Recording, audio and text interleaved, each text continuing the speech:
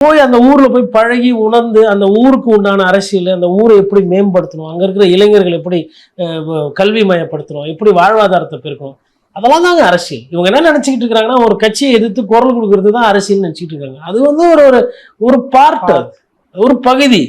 அதை தாண்டி மக்களை பத்தின சிந்தனை, மக்களை பத்தின எண்ணோட்டம், அந்த கிராமத்தை எப்படி தூக்குறது அப்படின்றது தான் சிந்தனை.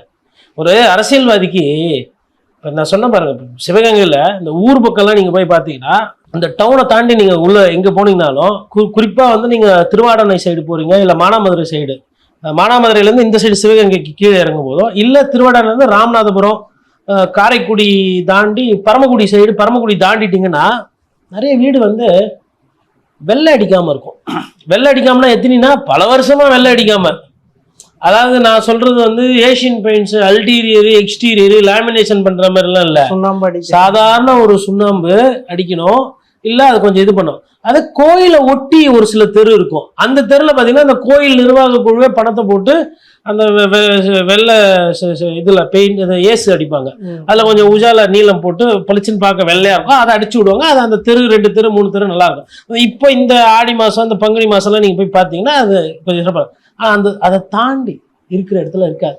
இப்போ ஒரு அரசியல்வாதிக்கு போகும்போது இதெல்லாம் கண்ணில் தென்படணும். வீடு சின்ன வீடு, ஒரு ஹால் தான் இருக்கும். நிறைய பேர் வீட்டுல பாத்தீங்கன்னா ஒரே ஹால், அதுல ஒரு மூலையில கிச்சன், பாத்ரூம் பின்னாடி இருக்கும், கழிவறை, அவ்வளவுதான்.